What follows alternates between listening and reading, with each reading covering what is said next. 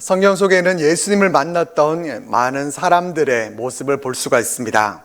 예수님이 갈릴리와 또 유대 땅을 다니면서 많은 사역들을 하시면서 사람들은 주님을 직접 만날 수 있었습니다. 예수님을 만났던 사람들은 예수님을 만나보고 그 얼굴을 그냥 확인하고 아무 일도 일어나지 않았던 것이 아니었습니다.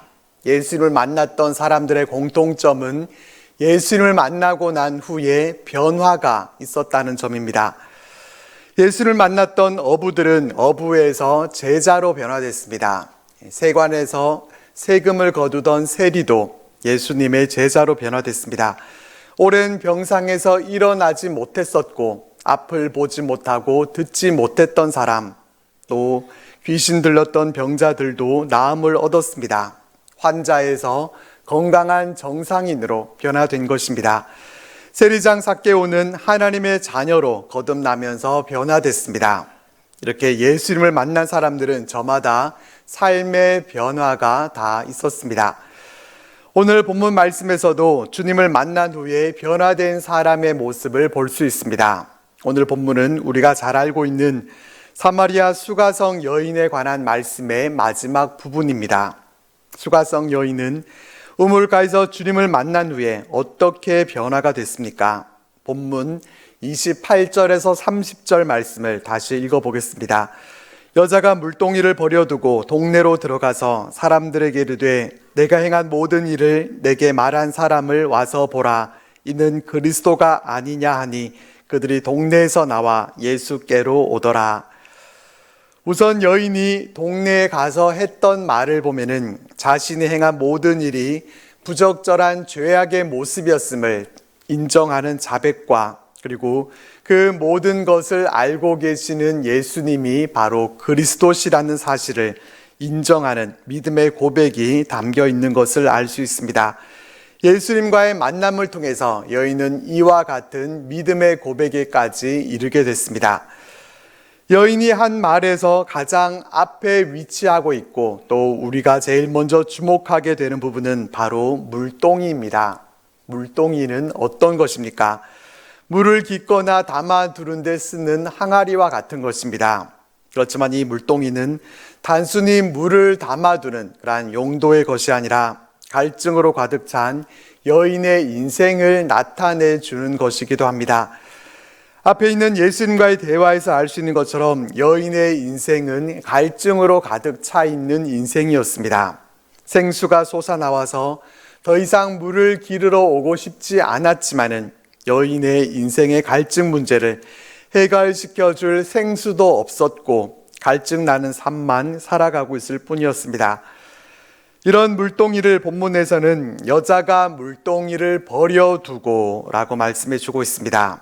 여인이 주님과의 만남 이후에 그냥 여인이 기쁜 마음을 가지고 마을로 들어갔더라 이렇게 기록할 수도 있었을 텐데 그렇게만 기록하지 않고 이 물동이를 버려두었다라는 점을 놓치지 않고 알려주고 있습니다. 물동이를 그냥 내려놓은 것도 아니고 버려두었다라는 것은 무엇을 말씀해 주고 있습니까? 원래 하려던 일을 그만두고 내려놓았다라는 것입니다. 여인의 본래 의도는 물을 뜨기 위해서 우물로 간 것이었습니다. 물을 얻기 위해서 우물로 가야지만은 여인은 사람들의 시선을 피해서 다른 사람들이 찾지 않는 한낮 시간에 물을 기르러 나왔었습니다. 아무도 찾지 않는 그 시간에 사람들을 피해서 물을 기르러 왔다라고 하는 것은 이 여인에게 대인기피증이 있었다라는 것을 말씀해 줍니다. 여인에게는 상처와 또 죄책감이 있었습니다. 남편을 불러오라는 주님의 말씀에 나는 남편이 없나이다 라고 대답할 수밖에 없는 여인이었습니다. 남편이 5이 있었고 지금 같이 있는 사람은 그의 남편이 아니기 때문에 여인의 말과 같이 그는 남편이 없는 것도 아니고 또 남편이 있는 것도 아닌 그런 복잡한 삶을 살고 있었습니다. 그런 그를 향해 손가락질하는 이 동네 사람들이 있었기에 그런 사람들 앞에 나서기조차 힘든 여인은 그런 삶을 살아가고 있었습니다. 그러던 여인이 예수님을 만난 순간 모든 것이 달라졌습니다. 예수님은 그녀의 모든 과거를 아셨지만은 정죄하지 않으셨고 오히려 생수의 은혜를 약속하셨습니다. 그 은혜 만남이 여인의 삶을 완전히 바꾸어 놓았습니다. 그래서 여인은 원래 자신이 하려고 했던 중요한 계획, 이 물깃기는 잠시 내려놓은 것입니다. 물동이를 버려두었다라는 것은 여인의 일상과 또 생계에 꼭 필요한 것을 내려놓았다는 것이기도 합니다. 물동이는 생존의 상징과도 같은 것이었지만은 이제는 더 중요한 일이 생겼다는 것이고 이제 여인의 이 우선순위가 바뀌었다는 것입니다. 물동이는 육신의 갈증을 해결하기 위해서 꼭 필요한 것이었지만은 이제 물동이는 안중에도 없게 된 것입니다. 물동이보다 더 귀하고 중요한 것을 발견했기 때문입니다. 메시아를 만난 기쁨, 그 기쁨이 그의 인생에서 가장 큰 자리를 차지하게 됐고 이제는 인생의 갈증도 또 영혼의 갈증도 해결되어서 물동이는 뒷전으로 밀려난 것입니다. 여기서 우리에게 물어봐야 할 질문이 있습니다. 그것은 우리 인생에서 가장 중요하게 여기고 있는 물동이는 무엇인가? 라는 것입니다. 우리 인생의 우선순위에 있어서 우리가 우선에 두고 있고 또 우위에 두고 있는 것은 무엇입니까? 그것은 우리가 주님을 만나고 난 후에 어떠한 변화가 있었습니까? 그렇지 않으면 여전히 우리는 물동이가 우선에 있습니까? 예수님을 만난 사람은 인생의 중심이 달라져야 합니다. 인생의 우선순위가 달라져야 합니다. 내 목마름의 문제를 해결하는 데만 관심이 있고 하나님 나를 생각할 줄 모르는 그런 모습이라면 우리는 내가 진정으로 주님을 만난 사람이 맞는가 하는 것을 깊이 생각해 봐야 합니다. 주님을 만나고 인생에서 너무나 소중한 것을 알게 됐다고 하면은 그동안 내가 소중히 여겼던 물동이라고 해도 버려두고 갈 수 있는 그러한 용기가 있어야 되는데 버리지 못한다고 하는 것에는 문제가 있는 것입니다. 우리는 주님을 만났고 그 기쁨과 감격 속에서 내가 그동안 붙들고 있었던 그 물동이를 버려둘 수 있겠습니까? 복음 안에서 얻은 그 감사와 감격으로 세상의 물동이를 내려놓고 더욱 귀한 주님의 복음을 붙들 수 있습니까? 주님을 진정으로 만난 사람은 물동이보다 더 중요한 것을 붙드는 인생이 되어야 합니다. 주님을 만난 여인이 소중한 물동이마저도 버려두고 한 일은 무엇이었습니까? 동네로 갑니다. 주인은 여인에게 동네로 가서 복음을 전하라 이렇게 시키지 않으셨습니다. 누가 명령한 것도 아니었지만은 여인은 자신의 발걸음을 동네로 향했습니다. 어떻게 갔을 것 같습니까? 느긋하게 천천히 그냥 콧노래를 흥얼거리면서 걸어갔겠습니까? 주님을 만나고 난 후에 이왕 나온 김에 이것저것 다른 일 좀 보다가 갔겠습니까? 성경은 여인이 어떻게 걸어갔는지 어떠한 모습이었는지에 대해서 자세히 알려주고 있지 않지만은 추측해 보기는 서둘러 뛰어가지 않았을까 싶습니다. 주님을 만난 후에 여인은 발걸음을 빠르게 해서 지체하지 않고 다른 곳에 들르지 않고 곧바로 동네로 들어갔을 것입니다.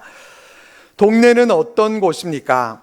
여인의 삶의 터전이었습니다. 그가 살아가고 있는 인생의 중심지였습니다. 그렇지만 그 동네에는 누가 있었습니까? 그 동네 사람들은 어떤 사람들이었습니까?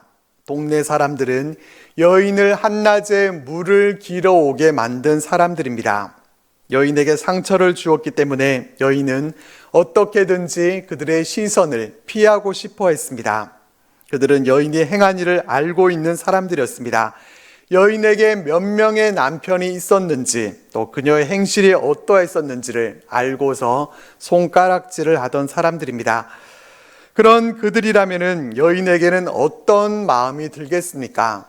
당연히 그들을 향해 좋은 마음이 있을 리 없습니다. 내게 손가락질했던 그 사람들에게 복수해야 되겠다고 하는 그런 악한 마음까지는 아니라고 하더라도 그런 그들에게 선을 베풀고자 하는 그런 마음까지는 갖기가 어렵습니다. 그리고 자신의 행한 일을 다 알고 있는 동네 사람들 앞에서 나선다는 것이 얼마나 하고 싶지 않은 일이었겠습니까? 그들을 피해 우물로 갔던 여인이 왜 그들 앞으로 가고 싶겠습니까? 우리 같으면은 여인과 같은 그런 상황 속에서 동네로 들어갈 수 있겠습니까? 직설적인 다른 표현으로 하자면은 내가 싫어하는 사람, 내가 미워하고 저 사람은 구원받지 말았으면 좋겠다 싶은 그런 사람에게도 전도할 수 있겠느냐는 말입니다. 말을 섞는 것도 싫고 얼굴조차도 보고 싶지 않은 사람에게 복음을 전하고 싶은 마음이 있습니까? 참 쉽지 않은 일입니다. 하지만 여인은 주님을 만나고 난 후에 자신의 발걸음을 이 동네로 향했습니다. 주님을 만난 여인은 그 발걸음도 변화가 됐습니다. 자신의 삶의 터전이 있는 곳, 자신을 향해 손가락질하던 이 동네 사람들에게로 향했습니다. 동네로 들어가는 여인의 발걸음은 어떤 것이었습니까? 그 발걸음은 사랑의 발걸음이었고 이제는 더 이상 자신을 무겁게 하는, 자신을 짓누르고 있는 발걸음이 아니었습니다. 뛸 듯이 가벼운 발걸음으로 여인은 동네로 향할 수 있었습니다. 여인은 과거에 사람들을 피하던 사람이었습니다. 그러나 예수님을 만난 후에 도망을 치는 것과 같던 이 여인의 발걸음이 복음을 전하는 발걸음으로 바뀌었습니다. 이것이 주님을 만난 사람들에게 나타나는 변화의 양상입니다. 그 발걸음이 변화되는 것입니다. 예수님을 만나고서도 발걸음은 여전히 이전의 생활 그대로 향하고 있다면 그 발걸음은 문제가 있는 것입니다. 그동안 향했었던 죄악의 길, 하나님이 원하지 않으시고 기뻐하지 않는 곳으로 향했던 발걸음은 돌려야 합니다. 예수님을 만난 사람들은 그 발걸음도 변화되어야 합니다. 발걸음이라는 제목의 찬양이 있습니다. 가사는 이렇습니다. 거절할 수 없는 주의 부르심 속에 믿음으로 나아가는 발걸음, 처음 가는 길이기에 두려움도 있지만 나의 갈 길을 주가 예비하심을, 나를 부르신 주의 뜻을 믿기에 어떤 장애물이 앞에 있어도 나보다 더 앞서가신 주의 걸음 뒤따라 나의 걸음을 믿음으로 옮길 수 있네. 나의 발걸음 온전히 주만 바라며 헛된 것 가운데 있지 않도록 정금과 같은 온전한 믿음으로 주의 뜻 가운데 머물게 하소서. 이 찬양의 가사처럼 우리의 발걸음도 주님의 걸음을 뒤따라서 오직 믿음으로 걸어가는 믿음의 발걸음이 되실 수 있기를 바랍니다. 엉뚱한 곳으로 가는 발걸음이 아니라 복음 들고 이 복음이 꼭 필요한 사람들에게로 갈 수 있기를 바랍니다. 발걸음을 동네로 향한 여인이 동네에 들어가서 한 일은 무엇이었습니까? 여인은 입을 열어서 소식을 전합니다. 어떤 말을 전했는가 하면 내가 행한 모든 일을 내게 말한 사람을 와서 보라. 이는 그리스도가 아니냐라는 말이었습니다. 여인은 동네에 들어가서 예수님에 대해서 복잡한 설명을 하지 않았습니다. 긴 설교도 하지 않았고 또 신학적으로 설명하거나 복잡하게 말하지 않았습니다. 와서 보라. 와서 내가 만난 예수님을 당신들도 만나보십시오. 이와 같이 동네 사람들에게 전했습니다. 와서 보라라고 하는 말은 가장 단순하면서도 강력한 전도의 언어입니다. 요한복음 1장에서 주님은 세례 요한의 두 제자들에게 와서 보라라고 말씀하셨습니다. 또 같은 요한복음 1장에서 빌립은 나다나엘에게 와서 보라, 그도 그렇게 말했었습니다. 직접 와서 보는 것은 이 요한복음에서 강조하고 있는 중요한 표현입니다. 여인은 와서 보라는 단순하지만 중요한 언어를 사용해서 동네 사람들에게 복음을 전했습니다. 전도는 우리가 아는 모든 것을 설명하는 것이 아닙니다. 내가 많은 신학적인 지식을 갖고서 내가 아는 바를 조리 있게 풀어내는 것이 아닙니다. 전도는 내가 만난 예수님을 소개하는 것입니다. 전도는 부담스러운 의무가 아니라 예수님을 만난 사람의 자연스러운 고백입니다. 내가 예수님을 만났기 때문에 그 소식을 전하지 않을 수가 없고 내가 경험한 은혜에 대해서 이것을 나누지 않을 수 없는 것입니다. 맛집에 가서 식사를 하고 나면은 어떻게 합니까? 식당 사장님이 잘 알려달라고 하지 않았는데도 다른 사람에게 가서 그 식당을 소개해 줍니다. 길게 말하지도 않고 와서 먹어보라. 경험해 봐야 알 수 있기 때문에 먼저 경험한 사람이 자신의 그 경험을 토대로 이와 같이 말하는 것입니다. 여인은 부끄러워하던 과거의 이력을 뒤로하고 이제는 담대하게 증거하는 그러한 복음 증거자로 변화됐습니다. 진정한 전도의 힘은 우리가 전도 훈련을 받는 것 이전에 예수님을 만난 경험에서 나옵니다. 내가 만난 주님, 내가 경험한 은혜가 전도의 동기가 되는 것입니다. 여인은 특별하게 예수님을 잘 전했다든지 별로 말한 것도 없었지만은 이 여인의 말을 듣고서 동네 사람들은 어떻게 반응합니까? 동네 사람들이 동네에서 나와 예수님께로 갑니다. 여인의 그 증언만으로 동네 사람들의 마음이 움직여진 것입니다. 손가락질하던 여인이 와서 보라 라고 한 이 한마디 말에 어떻게 그들의 마음이 그렇게 쉽게 움직여질 수 있었겠습니까? 여인의 달라진 모습을 본 것입니다. 여인이 어떤 삶을 살아왔는지를 알고 있고 또 평소에 여인의 표정에 대해서 알고 있는데 그들에게 말한 여인의 표정에서부터 뭔가 달라진 것을 느낀 것입니다. 얼굴은 아는 얼굴이지만은 여인의 모습에서 변화된 무언가를 발견한 것입니다. 전도는 변화된 나의 표정, 변화된 모습, 이것이 가장 강력한 증거가 됩니다. 길게 설명하지 않고 한마디 말에도 움직여질 수 있었던 것은 와서 보라는 그 한마디 말 때문만은 아니었습니다. 그 표정이 변화됐고 생기가 있고 확신으로 가득 차 있는 목소리, 사람들은 이것을 보고 듣고서 알아차린 것입니다. 그렇기 때문에 우리는 우리의 얼굴이 곧 전도지라는 것을 알아야 합니다. 예수님을 만난 사람들은 그 얼굴이 밝습니다. 얼굴에 평강이 있고 또 어두운 그늘이 없습니다. 그런데 어떤 분은 예수님을 믿고 있다고 하면서도 그 얼굴 가운데 표정이 너무나 어두운 분이 있습니다. 그런 분은 정말 고민해 봐야 합니다. 내가 정말 예수님을 진정으로 만난 사람이 맞는지를 고민해 봐야 합니다. 세상 염려 모두를 다 지고 있는 듯한 그 어두운 표정으로 전도를 하는데 누가 그 표정을 보고서 예수님을 믿고 싶은 그런 마음이 생기겠습니까? 사람은 40살이 되면 자기 얼굴에 책임을 져야 한다라는 말이 있습니다. 링컨 대통령 때에 내각 구성을 위해 강료들을 추천받을 때 추천받은 한 사람이 있었습니다. 하지만 링컨은 그 사람의 얼굴을 보고서 마음에 들지 않는다고 거절했습니다. 부모님이 주신 얼굴인데 그 사람은 자신의 얼굴에 대한 책임이 없지 않습니까? 이렇게 비서관이 물었을 때 링컨은 이렇게 말합니다. 세상에 처음 나올 때 얼굴은 부모님이 만들어주신 것이지만 그 다음부터는 자신이 얼굴을 만드는 것이라네. 이렇게 말을 합니다. 예수님을 만난 사람들은 우리의 얼굴 표정에 대해서도 책임을 져야 합니다. 예수님을 만난 사람들은 우리에게서 예수님을 믿는 사람이라는 냄새가 나야 하는 것입니다. 여인은 세상적인 시각으로 봤을 때나 또 하나님 나라의 관점에서 봐도 인정받기 어려운 사람이었습니다.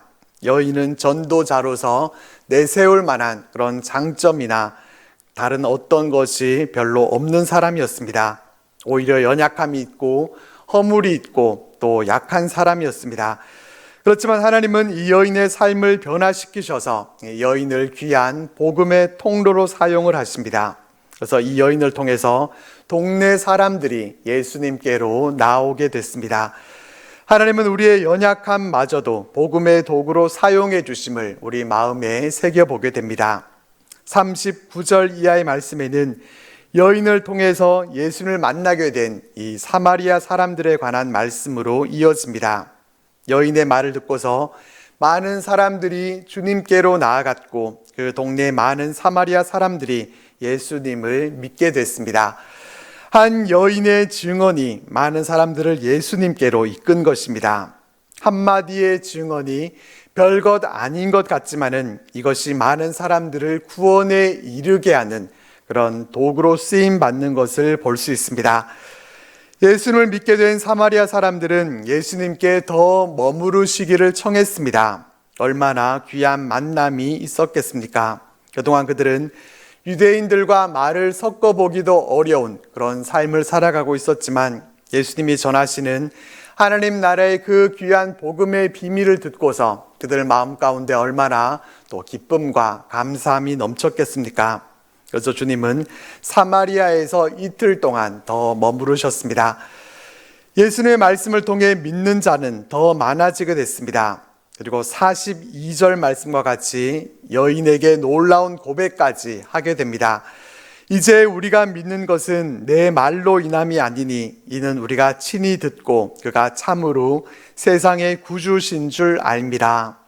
우리가 예수님을 믿는 것은 이제 당신의 증언한 말 때문만이 아니라 우리가 그 말씀을 직접 들어보고 이분이 정말 세상의 구주시라는 사실을 알았기 때문입니다. 그들은 이와 같이 고백하기에 이릅니다. 그들의 믿음은 여인의 간증에 이제 의존할 필요가 없어진 것입니다.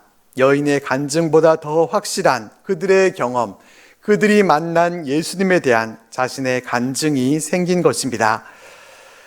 이렇게 사마리아 수가성 여인은 예수님을 만난 후에 삶의 우선순위가 변화됐고 또 그의 발걸음이 달라졌고 예수님을 전하는 증언자로 삶이 변화됐습니다. 또한 그를 통해서 많은 사마리아 사람들이 예수님을 믿게 됐습니다. 우리는 주님을 만났습니까? 우리는 정말 주님을 만난 사람들이 맞습니까? 주님을 만난 우리들은 우리 인생의 물동이를 어떻게 하고 있습니까? 주님을 만났다면 나의 물동이보다 주님의 복음을 우리는 선택할 수 있어야 합니다. 우리 삶에서 중요하게 여기던 물동이는 잠시 주님 앞에 내려놓고 하나님의 나라와 복음을 위해서 살아갈 수 있어야 합니다. 우리가 주님을 만났다면 우리의 발걸음도 달라져야 합니다. 이제는 세상의 물동이를 쥐고 가는 그런 발걸음이 아니라 복음을 전하는 발걸음이 되어야 합니다. 좋은 소식을 전하며 평화를 공포하며 복된 좋은 소식을 가져오며 구원을 공포하며 시온을 향하여 이르기를 내 하나님이 통치하신다는 자의 산을 넘는 발이 어찌 그리 아름다운가. 이사야서의 이 말씀과 같이 우리의 발걸음이 복음을 전하는 그런 아름다운 발걸음이 될 수 있기를 바랍니다. 주님을 만난 우리들은 우리의 변화된 모습이 가장 강력한 복음의 증거가 되어야 합니다. 말보다 우리의 표정과 태도, 삶이 주님을 증거하도록 해야 합니다. 동네에 가서 주님을 증언한 그 한마디가 수가성 동네 사람들만이 아니라 많은 사마리아인들이 주님을 믿게 만들었던 것처럼 우리의 증언, 우리의 간증을 통해서 큰 구원의 역사가 이루어져 갈 수 있게 되기를 바랍니다. 원하기는 예수님을 만난 사람답게 우리 삶에 먼저 변화가 있어지고 변화된 우리의 모습으로 복음을 전하며 살아가는 우리들 모두가 되시기를 주님의 이름으로 축복합니다.